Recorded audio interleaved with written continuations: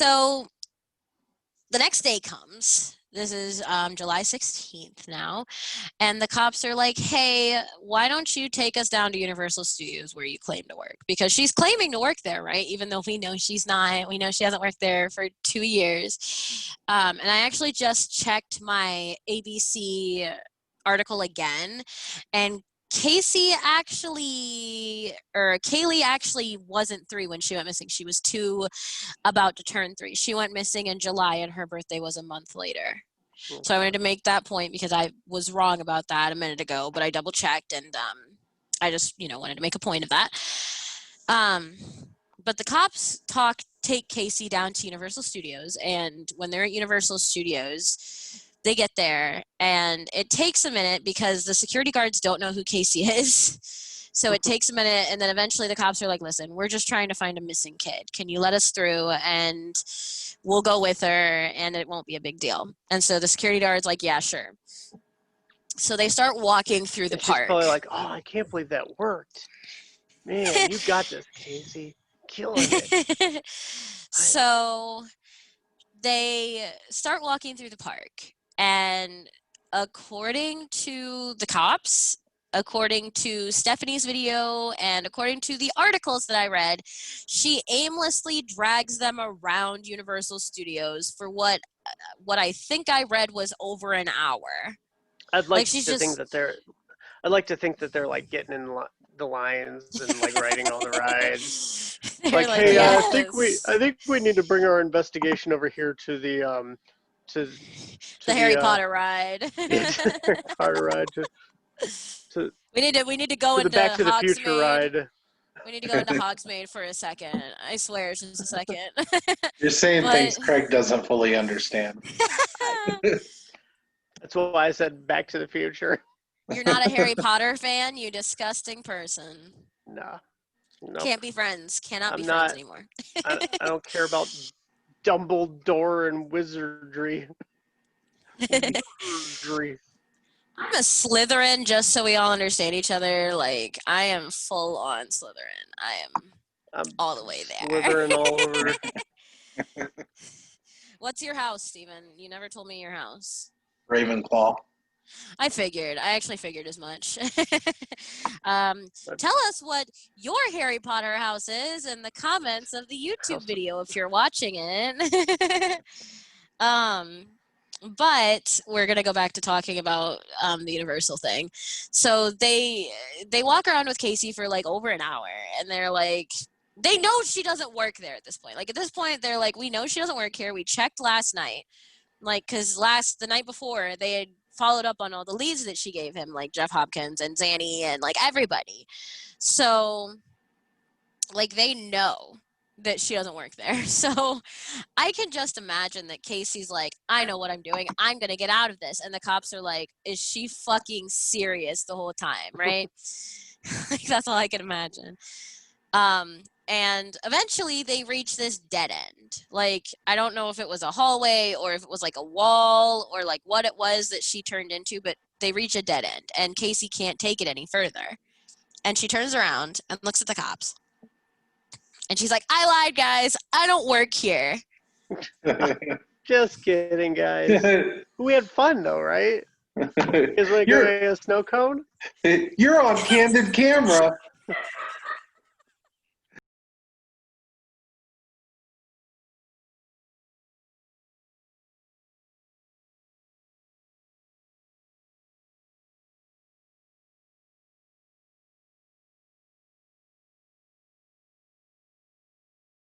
Date right now is July 16th, 2008. It's about 13:20 hours. We're at Universal Studios. I'm here with Sergeant Allen. I'm here with Detective Happy Wells. Also here with Casey Anthony. And Casey, we talked earlier this morning, and we're working a case looking for your daughter, Kaylee. Is that correct? Yes. Okay. We came here to Universal Studios. We're sitting in a little conference room. Obviously the door isn't locked. We just closed it so we could have a little bit of privacy and talk to you. And a couple more questions came up I need to ask you about. Remember how I opened this whole thing in the morning? Yeah. By saying that, we need to get the complete truth and the snowball effect and how it goes? Okay. We're about halfway down that hill, 3/4 down that hill, and it's a pretty big snowball, which means that there's a lot of stuff going on right now. And I can tell you, just for a certainty, that everything you've told me so far has been a lie. I can tell you with a certainty, and let me explain why. Since I left you this morning, I've gone to every address that you've told me. I've looked up every name. I've talked to every person that you wanted me to talk to or tried to. I've reached out. I've talked to your ex-boyfriend. I've talked to Amy. I've talked to Tony. I came over here. I've already talked to all the employees. I found out all these names that you're giving me are people that either never worked here or have been fired here for a long time ago. Okay, so where we are right now is in a position that doesn't look very good for you, and this is going to be your escape hatch, so to speak. Okay, this is going to be the point where you stop all the lies and you stop all the fibs and you tell us exactly what's going on. Obviously, I know and you know that everything you told me is a lie, correct? Not everything that I've told you. Okay, pretty much everything that you've told me, including where Kaylee is right now. That I don't know where she is. This right now is this is going so far downhill, and this has become such a mess that we need to end it. It's very simple. We just need to end it. I agree with you. I have no clue where she is. Sure you do. If I knew in any sense where she was, this wouldn't have happened at all.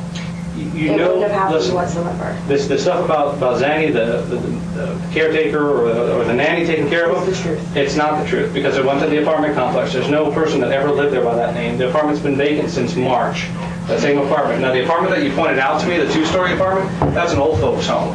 It's right across the street from your ex-boyfriend's house, who you never mentioned. And you said you wrote the address down because it was across the street. That's a lie, because I've already talked to him, and we've already been by the house, and we've already looked at everything we need to look at over there. Everything you told us is a lie. You're here willingly, right? You're here because you're here to try to help, right? Oh, absolutely. Your whole reason for talking to us is to try to help, right? Nobody's forced you to talk to us, right? No. You want us to. You're here because you called. You want us to help find your daughter, right? Put yourself in my shoes for a minute, okay? Since you talked to him this morning in an attempt to try to help find your daughter, you've given him bad addresses, okay? You drove me all the way out here. We walked from the gate back here on the way to your office, right? Okay? To an office that you don't have. We got all the way into the building, into the hallway out here before you finally says, well, I really don't have an office here. But up till then, we were walking to your office, right? Okay, so I mean, does any of this make sense to you? I understand how all of that sounds. I mean, think about what we've done so far, okay? You say you called us because you want our help, you want us to find your daughter, okay? I'm calling you and I'm asking you for help. I'm asking you to help me find my child that's been gone now for a month, okay? And to help you help me find the child, what I've done to this point is I've given you a bunch of bad addresses to go look at, addresses that don't exist, okay? Then I take you to a place where I tell you that I work, okay? And I walk you past the security gate, okay, on the way to my office that I don't have, okay? You start to get the picture? Or do you understand where we're headed here? I understand. Okay? Now, you're, by hiding this, by burying this, okay, you are not going to get yourself to a better place, okay? What you're going to do is you're going to cause everybody else around you to suffer, okay? And then at some point, this is going to come out. It always does. I mean, you're a smart person. Figure it out, okay? So far, well, the only thing that we can say for sure at this point, okay, is that you have lied to him about all these things. You brought us here, okay? All right? Now, I want you to look at this from an outsider's perspective. Somebody somewhere down the road may have to decide, how this all plays out. What would you do? How would you see that person?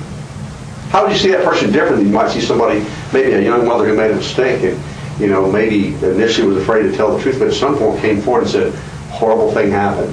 I'm sorry. I feel terrible about it, but I have to tell you. The horrible thing that happened, and this is the honest to God's truth, of everything that I've said, I do not know where she is. The last person that I saw her with is Zenaida. She's the last person that I've seen my daughter with. And see, here's the problem, and I think Sergeant Allen's trying to get to this, is that we know that's not the truth. No matter how you think people are going to look at you, they're going to look at you a lot worse if you continue showing that you're callous or not caring, and that you just show complete dispassion and disregard for human life. Or they can look at you as someone that, you know what, I can understand, I'm a young mother, or she's a young mother, first child, something horrible happened. She's thinking, oh my God, my life isn't going good right now. I already know my life is struggling. People don't see me in that great of a light. I know I got problems at home, and I've got problems with friends, I know I got problems at work or lack of work. All of a sudden, something bad happens to my child, and people are going to think, oh, I'm just a devil.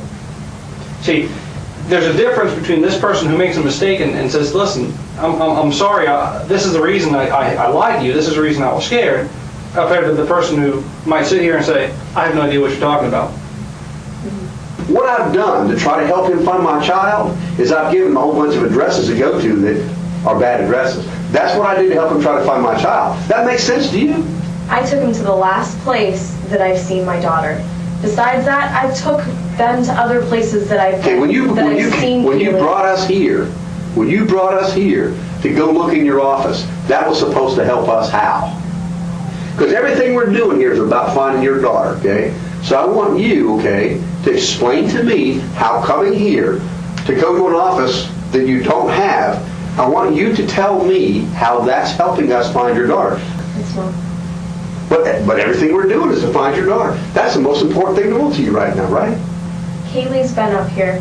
Maybe we can talk to security to see if she's come through the front. I know she's come to the park.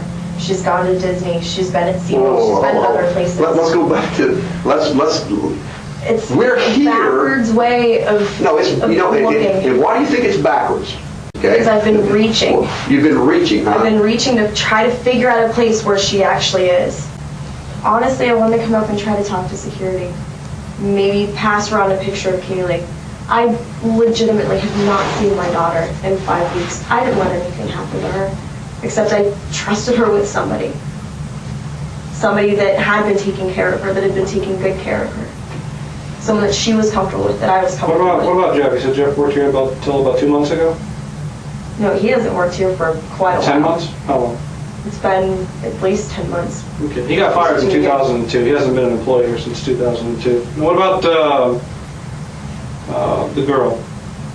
Juliet? Yeah, what about her? She left 2 months ago. That's exactly what she had told me. Juliet Lewis never worked at Universal Studios. We put a lot more together than I think you realize we put together. My question to you is, we're in this office because we got here how? To do what? Our purpose in coming here was to do what? Go where? I guess there wasn't a purpose. There wasn't a purpose whatsoever to come up here. How is lying to us helping find your daughter faster? It isn't. Then why would you do that? But saying I don't know and telling you that I just dropped her off and that was the last time that I've seen her, even starting with that, everybody else is like, well, and what happened after that? That can't just be it. You remember the phone call you were telling us about? Mm-hmm. Is that true? Yes. Did you actually talk? What day was it you talked to her? Yesterday. You remember what time of day? Around noon. It was from a private number. Okay. And what'd she tell you? What'd your daughter say to you? She said, hi, Mommy. And that's it? And she started to tell me a story, talking to me about her shoes and books. And It's important that you tell me. I mean, maybe there's something in what she said that can help us figure out where she is. What did she say? I tried to ask her where she was, and she just kept talking about the book that she's been reading. We have videos of her reading the story, and she's telling me the story. So like she seemed happy and she seemed happy and fine. She seemed fine. She seemed happy. perfectly fine. There was nothing in the background. Telling you about a book. Telling you seen no sign of any type of stress at all. Not at all. Great, that's wonderful. Let me ask you a question. Your daughter hasn't seen you in over a month, and she's not. She was excited. She was excited. Sorry, to talk to me, but at the same time, it's crazy that she didn't get upset when she talked to me. Which, it had it been my mom, I know it would have been totally different. That makes sense to you? She never gets upset when she talks to me.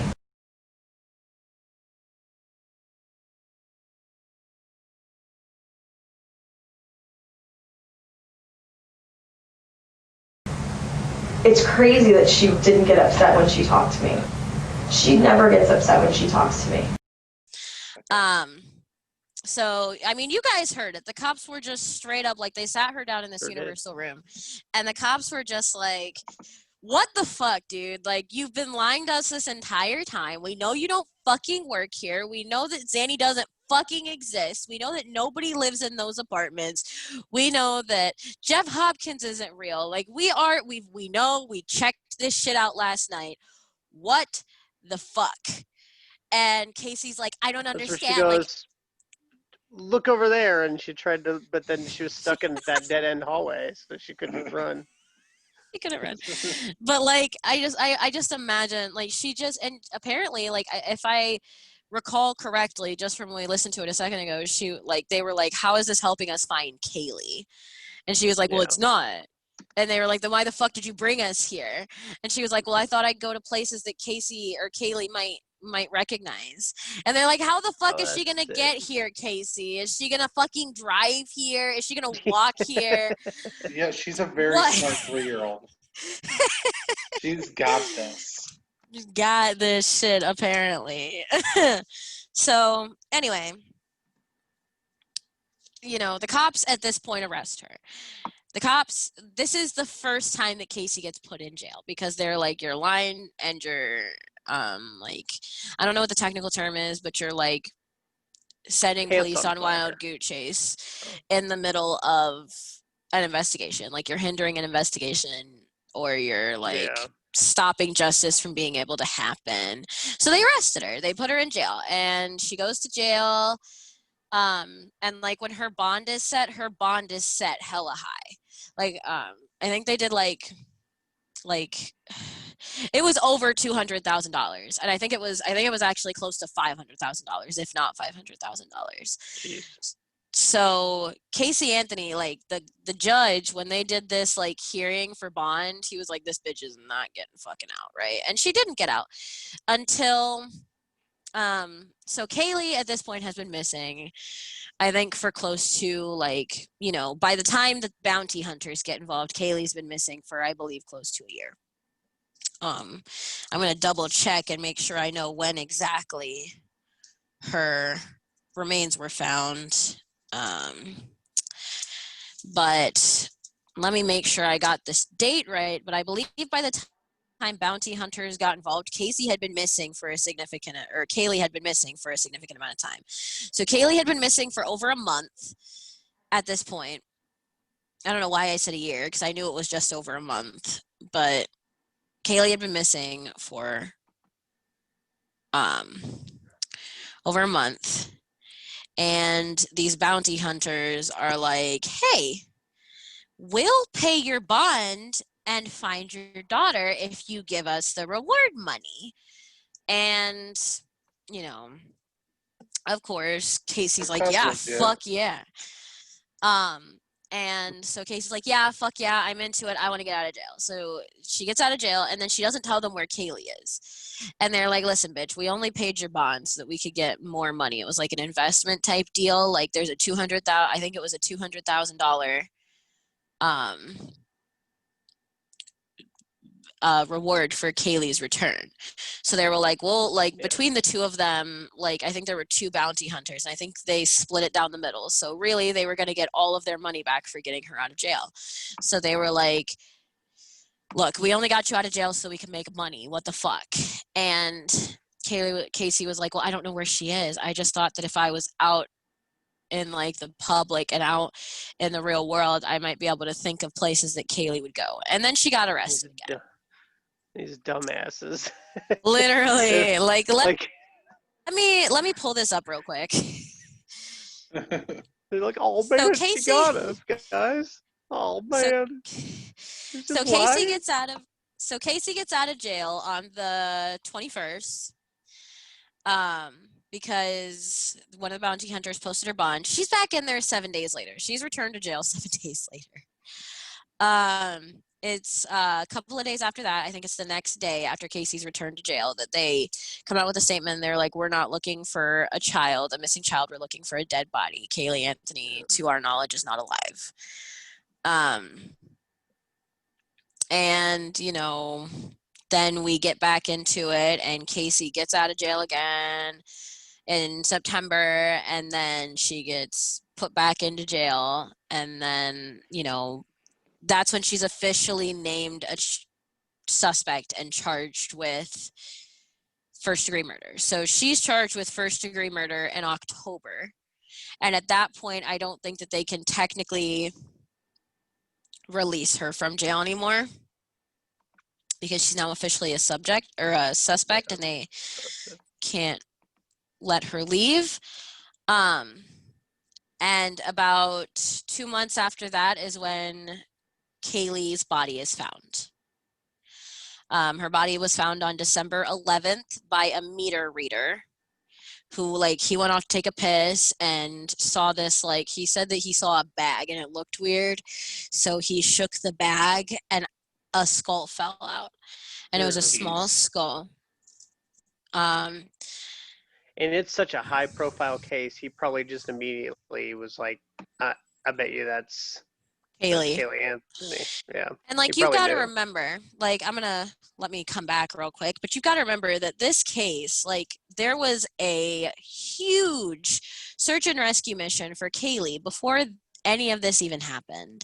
Like, before the bounty hunters or anything. Like, there's a whole company that sued Casey Anthony because they said that they thought that she potentially knew her daughter wasn't missing, and actually she screwed the pooch herself, because during the court case her lawyer was like, Kaylee Anthony was never missing, she died at her family's home on this day, right? And I'm not even going to talk about the trial too much because it was just a fucking circus, because Jose Baez thinks he's fucking Catherine. And there's some things that you probably should touch on in the trial, like her basically throwing her dad under the bus. There's a couple of things I will talk about, but there's not too much I'm going to cover in the court case specifically, outside of, like, very interesting huge what she did to her dad in that trial. We'll talk about it. We're going to talk about it. Good. But let me read to you guys a couple of points off of Kaylee's autopsy report, because that's the point that we're at. So Kaylee's body was found on December 11th. I think I mentioned that already. And give me 1 second. Steven, you want to sing something while? During this case about a poor missing sweet baby angel child dying. Just sing that what's that song? I will remember you. That's the exact song I was thinking of. Will you remember me? What is wrong with angel? Oh, Jesus. Okay, so we're going to talk about Kaylee's autopsy report at this point. I do have some pieces here. I took screenshots from it because I didn't want to read the whole thing to you guys, because it's 36 pages long and it's just too much information. We got the time. So the first thing that they mention is the cloth letters that came off of Kaylee's shirt that she was wearing that day. And the letters would have spelled out Big Trouble. And I think they were pink and glittery. And they had a discoloration on the back of the letters. That's probably because the area that they found Kaylee in had been underwater for months, because, like, we all know that Florida has hella rainy hurricane seasons and shit. And that's why when she was found in December, like, she was able to be found. She wasn't probably able to be found before that because they had high waters. So by the time she was found, like, her body had been sitting in water for months at that point. They found a laundry bag that belonged, like, it was a pack of 2, and the other one was found at the Anthony home. The tags on the shirt said small. So that means that it was a small size small pants. Or size small shirt. There was a blanket that was found. It was a baby blanket that was found with the plastic bag. It was discolored. It had stitching around the edges. And it says, although the blanket is discolored and faded, a print of Winnie the Pooh is evident with Piglet writing on his back. This design is present on both sides of the blanket. Multiple fine roots appear to be growing completely through the blanket, which is important because when we talk about theories, there's a couple of theories out there. And we're going to talk about this with the court case as well.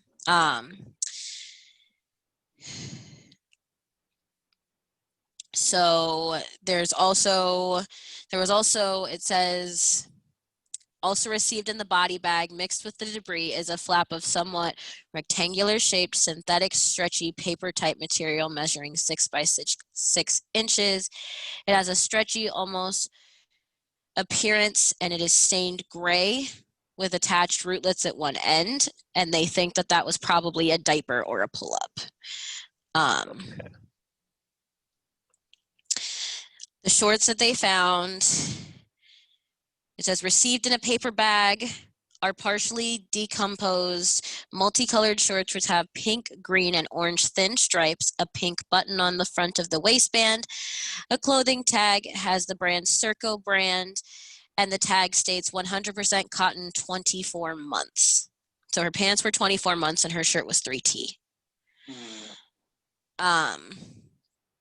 The skull was initially received in a separate paper bag with duct tape over the lower portion of the face. And when they say the lower portion of the face, I'm coming back to the video just for 1 second. When they say the lower portion of the face, they basically mean from here down, which is a lot smaller on a child. But if she was covered from here down, well, most likely cause of death is suffocation. The nose down. Yeah, because the tape covered from here down and from like side to side on the skull. And I believe there was sticker residue, like heart-shaped sticker residue on the mouth. So let me go back to this. The skull was initially in a separate bag with duct tape over the lower portion of the face. The tape was still attached to some of the scalp hair, and a large portion of the scalp hair was in a mat under the skull. The remains were completely skeletonized with no soft tissue, ligaments, tendons, or evident on any of the bones. The examination of the skeleton reveals an almost complete skeleton of a young child with multiple small bones missing. The missing bones include small bones from the wrist and hands, as well as fingers and ankles.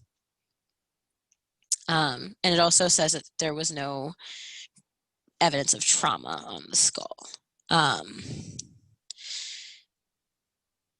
They also mentioned that it was found in a wooded area on the south side of the 8900 block of Suburban Road in Orlando, Orange County. The remains were scattered within a wooded area and were recovered by the Orange County Sheriff's Office forensic unit starting on December 11th. The overall pattern of the skeletal dispersal is consistent with the body of Kaylee Anthony being dumped into the woods at the scene located on Suburban Drive during the early stages of decay before significant disarticulation of anatomical units occurred. Animals then scattered the remains, including moving the trunk with the femora attached as a unit. So just from that, we can tell that the body was dumped there. Animals most likely were the culprits of why the bones were scattered around. They said they didn't think that that was something that the person that dumped it did. And from what I understand, if I'm not wrong, George Anthony said that she was wearing a shirt that said Big Trouble when she left the day of the 16th or 15th, depending on which story you're going with. So now that we've got that part out of the way, right, big bummer. Really just ruining my day, huh? I am so sorry. I always hate reading that stuff. Unfortunately, like with the West Memphis 3 case, I actually cried when I was reading about the boys' bodies. I think that unfortunately with this case, I've heard so much and read so much and know so much, and being alive when the case happened, I'm just completely desensitized to hearing about Kaylee's body, which is horrible. But at this point, I've heard about it probably a million times, and so it's not as bad to read it, but it definitely is not something that you want to be reading, you know? Having a little girl around that size, you hear it and it's a different light. Right. So It's just crazy. try You not think to, about it, yeah, she was wearing a 3T shirt, which means it was yeah. probably too big for her. And she was Yeah, wearing my little girl is shorts. always a little undersized, so Right. she's always wearing clothes that are smaller for her and growing into And them. and then she was wearing 24-month pants, which means she was still literally in baby clothes. Yeah. Baby clothes. So when they checked the car, I'm going to talk about the car again for a little bit. Cadaver dogs hit on the car. And I don't know if you guys know what cadaver dogs is. They were used extensively in the Madeleine McCann case. Yeah. And if you don't know who Madeleine McCann is, maybe we'll cover that story, because I don't think that's technically boy. child murder. It's just missing child. Not technically child murder. Oh, geez. Do we have to continue just going straight to child? Terrible Sure, I'll be things happen in the invited for courtroom. that one. Yeah. Well, I mean, another Madeleine child murder case. Can Let's you get please Craig. invite me for an episode where like some douchebag that deserves it is missing? Oh, geez. But no one would Okay. care that it's an unsolved mystery. The reason I mentioned Madeleine McCann is because her case was one of the first ones that cadaver dogs was used in. I don't know if you guys know that, but Madeleine McCann's case was one of the defining moments for cadaver dogs, because they hit on several places in that apartment and they have no clue where Madeleine ever went. So that case made it difficult for cadaver dogs to be trusted. But cadaver dogs did hit on Casey Anthony's car and underneath the playhouse in the backyard. You remember when I mentioned the playhouse that George built her? Underneath the playhouse, the cadaver dogs hit.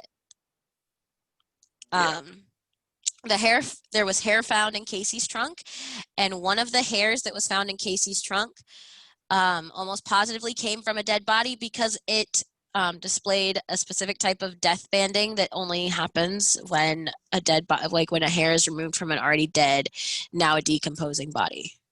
Okay.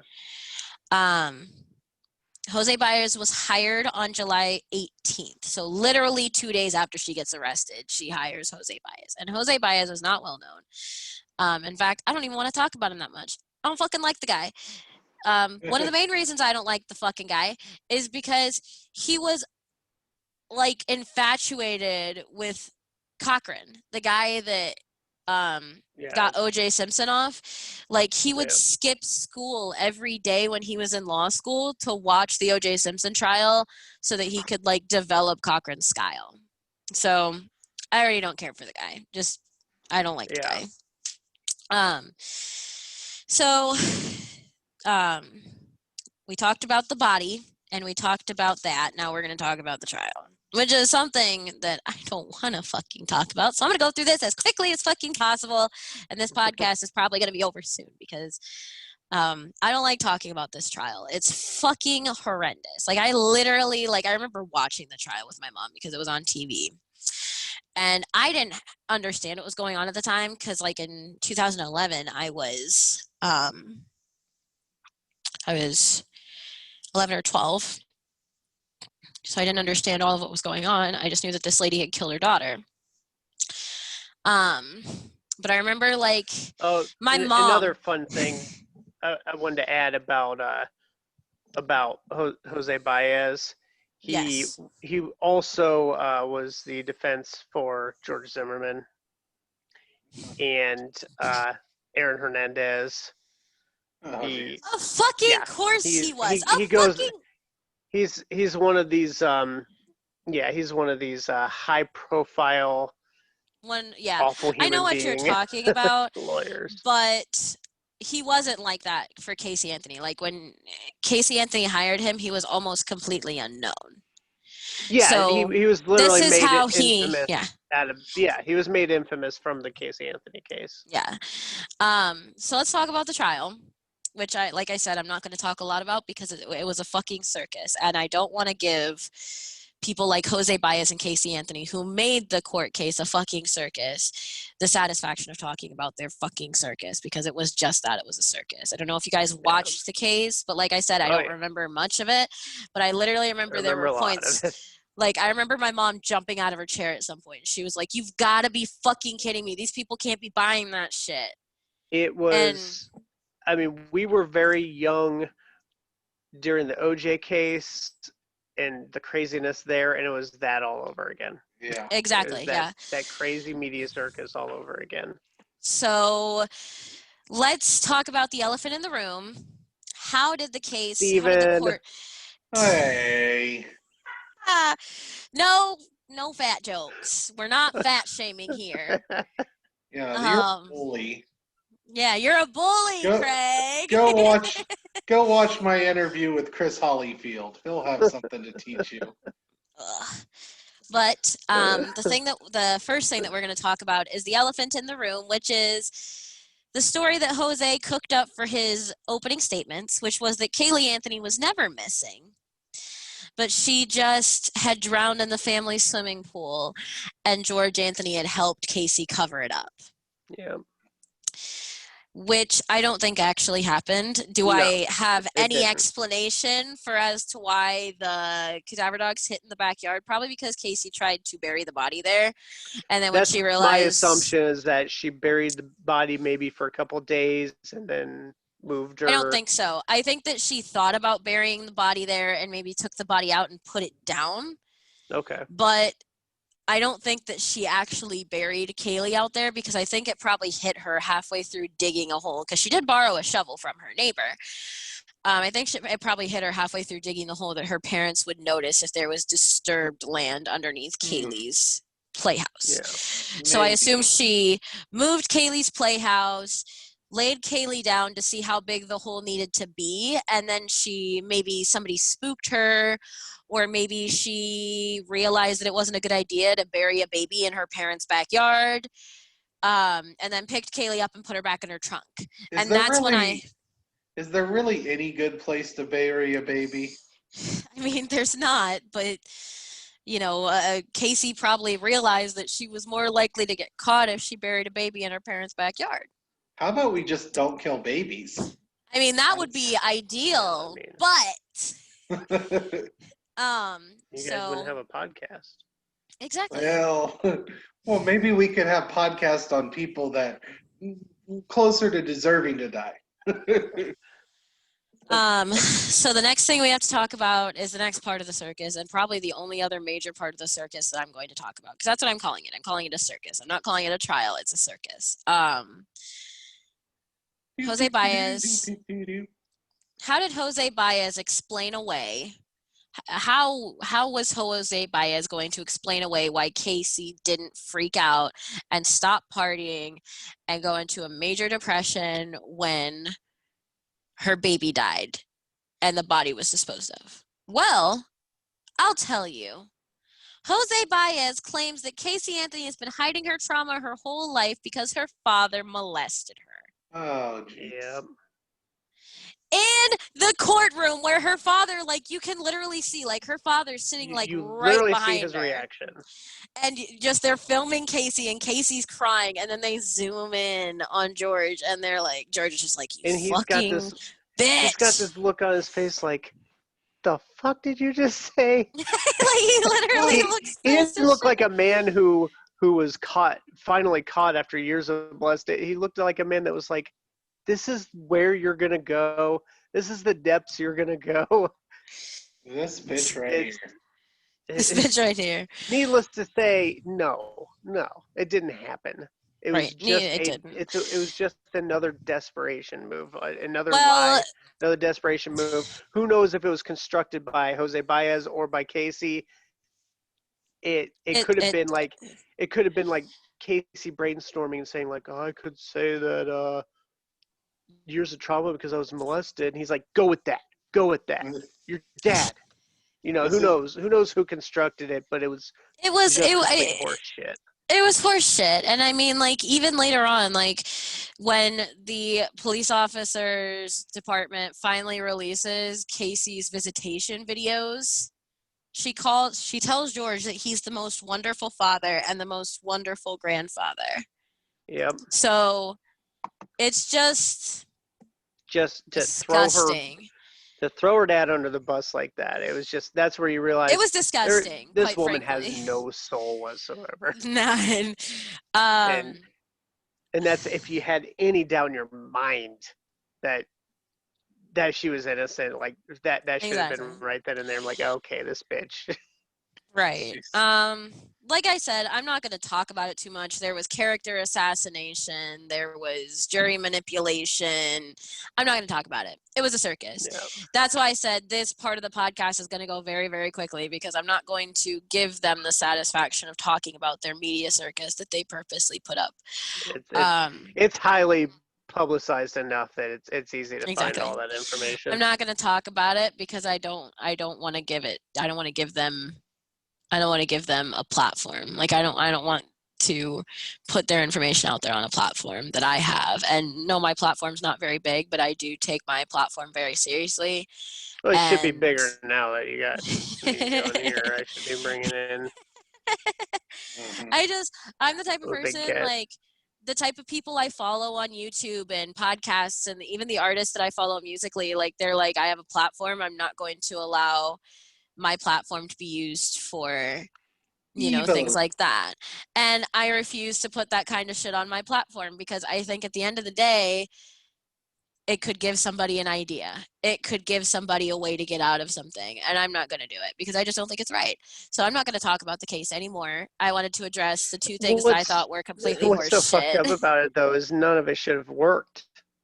No, it worked because all they had to do was put reasonable doubt. Reasonable doubt. That's it. Reasonable doubt. Yeah. You don't have to convict somebody of being guilty. You don't have to prove their innocence. You just have to prove reasonable doubt.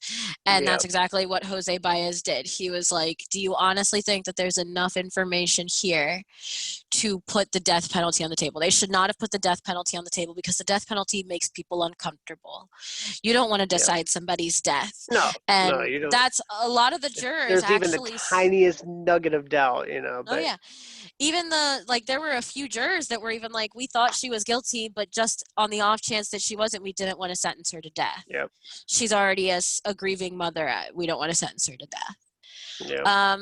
So I think it's about time that we jump into theories and we'll talk about a couple of things, and then I think that we'll be good to go. I think theories is going to be a pretty short segment. It is going to be hella short, but we're still going to do it because there's a couple of theories like the drowning, and there's a couple of other theories as well. So we're going to talk about it, and once we talk about that, we'll be able to finish up. So give us just a minute and we'll jump into theories.